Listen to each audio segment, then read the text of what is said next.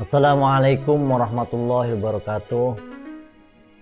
Pemirsa yang dimuliakan Allah dan anak-anakku sekalian, santri pondok pesantren Khas yang berbahagia, memasuki bulan suci Ramadan ini tentunya kita akan sering mendengarkan seruan-seruan untuk memperbanyak amal ibadah. Pertanyaannya adalah, apa sih sebenarnya ibadah itu? Ibadah secara bahasa itu mempunyai akar kata yang sama dengan abd, yang berarti kaula atau hamba sahaya. Ibadah memang berarti penghambaan diri atau ketaatan diri kepada Allah Subhanahu wa Ta'ala. Ibadah oleh karena itu didefinisikan sebagai segala bentuk perbuatan yang menjadi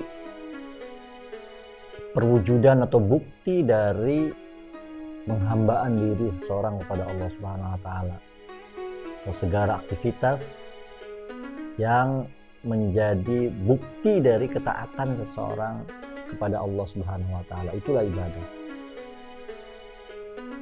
Ibadah dengan arti ini memang mempunyai cakupan yang sangat luas, termasuk di dalamnya adalah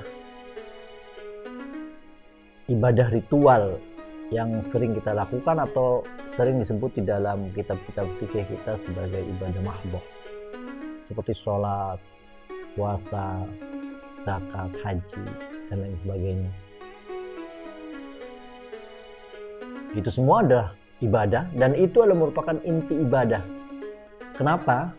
Karena meskipun setiap ibadah-ibadah yang kita lakukan mempunyai dimensi sosial ya, seperti sholat dengan berjamaahnya, puasa dengan menimbulkan kepeduliannya, zakat dengan kepedulian kita kepada orang-orang yang kurang mampu, haji dengan ukhuwah Islamiyahnya. Akan tapi pada intinya ibadah-ibadah tersebut menekankan kepada bagaimana agar praktek-praktek ritual itu kita lakukan semata-mata karena bentuk penghambaan diri kita pada Allah Subhanahu wa Ta'ala. Jadi tidak berdasarkan motivasi-motivasi pribadi atau kepentingan rasional yang melatar belakangnya. Dan itu adalah merupakan inti dari suatu ibadah, ketika kita melakukan perbuatan semata-mata untuk mencari ridho Allah Subhanahu wa Ta'ala. Dan ibadah juga bisa diartikan secara lebih luas, yaitu tadi yaitu semua perbuatan-perbuatan yang kita jadikan sebagai bentuk dari penghambaan diri kepada Allah Subhanahu wa Ta'ala. Contohnya seperti makan. Makan ini adalah perbuatan yang biasa kita lakukan sehari-hari. Tapi apabila makan itu kita niatkan untuk menjadikan badan kita kuat, menjadikan badan kita sehat, sehingga kita bisa lebih dapat beribadah lebih banyak lagi, dapat mencari ilmu dengan baik, maka makan itu menjadi bernilai ibadah. Makan termasuk dalam kategori ibadah. Tidur, tapi apabila kita niatkan tidur itu agar supaya kita bisa melek bengi, bangun malam, melakukan ibadah, sholat tahajud kepada Allah Subhanahu wa Ta'ala, maka tidur kita itu ada bernilai ibadah atau masuk dalam kategori ibadah. Bahkan tidak hanya makan atau tidur, berdiam diri pun, bila itu kita niatkan daripada kita melakukan perbuatan-perbuatan dosa, daripada kita menyakiti orang lain, sudahlah kita berdiam diri saja di sini, maka berdiam diri kita tidak melakukan apa-apapun, itu masuk dalam kategori ibadah. Dan itulah makna ibadah yang bisa diterapkan dalam firman Allah Subhanahu wa Ta'ala dalam surat Az-Zariyat ayat 56. A'udzu billahi minasyaitonir rajim. Bismillahirrahmanirrahim. Wa ma khalaqtul jinna wal insa illa liya'budun. Artinya, saya tidaklah menciptakan jin dan manusia kecuali hanya untuk menyembahku. Artinya kita sebagai manusia, tentunya kita tidak membahas jin karena jin di luar kemampuan, di luar jangkauan kita. Kita sebagai manusia ini dihidupkan oleh Allah atau diciptakan oleh Allah agar mengisi kehidupan yang kita jalani ini dengan perbuatan-perbuatan yang memang merupakan pewujudan, merupakan bukti dari penghambaan diri dan ketaatan diri kepada Allah Subhanahu wa taala.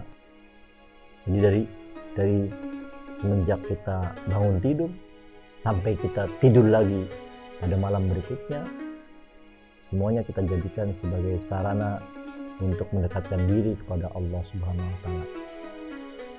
Itulah makna ibadah. Pemirsa yang dimuliakan oleh Allah dan anak-anakku sekalian yang berbahagia, ada tafsir lain yang barangkali dapat memperkaya makna ibadah dari surat tersebut. Yang pertama, beberapa ulama tafsir menafsirkan illa liya'budun di situ dengan illa liya'rifun. Jadi artinya adalah saya tidak menciptakan jin dan manusia kecuali agar mereka mengetahui diriku, kata Allah. Jadi ibadah di sini berarti ma'rifat. Ini artinya bahwa dasar sebagai landasan amal ibadah adalah pengetahuan. Kita tidak bisa beribadah kepada Allah kecuali setelah kita mengetahui Allah, dan kecuali setelah kita mengetahui bagaimana cara kita beribadah dengan Allah. Maka oleh karena itu, untuk anak-anak sekalian yang sekarang masih menuntut ilmu, itulah pentingnya ilmu. Ilmu adalah dasar, fondasi dari ibadah. Itu yang pertama. Yang kedua, ada lagi ulama yang menafsiri, termasuk diantaranya adalah Al-Imam Al-Ghazali dalam kitab Miskatul Anwarnya, bahwa liya'budun di situ diartikan sebagai safar, sebuah perjalanan. Jadi arti ayat tersebut adalah saya tidak menciptakan jin dan manusia kecuali agar supaya mereka menempuh perjalanan untuk kembali kepada diriku. Kalau tafsir illa li'arifun diartikan sebagai awal dari ibadah, bidayatul ibadah atau dasar dari ibadah. Kalau ini adalah dapat ditafsirkan sebagai tujuan dari ibadah, di mana ibadah yang kita lakukan adalah merupakan sarana agar kita mendekatkan diri, agar kita mencintai Allah Subhanahu wa taala. Dengan ibadah itu kita pada saatnya nanti akan kembali kepada Allah Subhanahu wa taala, dan itulah tujuan daripada kita diciptakan, agar suatu saat nanti kita kembali kepada Allah Subhanahu wa taala. Pemirsa yang dihormati oleh Allah dan anak-anakku sekalian, santri Pondok Pesantren Khas, dalam kesempatan yang bahagia ini, oleh karena itu saya mengajak kita semua, termasuk diri saya juga, agar supaya dalam kesempatan Ramadan yang suci ini, mari kita tingkatkan kualitas ibadah kita, mari tingkatkan kehidupan kita dengan menjadikannya sebagai amal ibadah untuk mendekatkan diri kepada Allah, dan bagaimana agar ibadah kita itu dilandasi dengan keilmuan yang solid dan bertujuan untuk pada akhirnya kita kembali kepada Allah Subhanahu wa taala. Demikian, kurang lebihnya maaf. Wallahul muwaffiq ila aqwamit thoriq. Wassalamualaikum warahmatullahi wabarakatuh.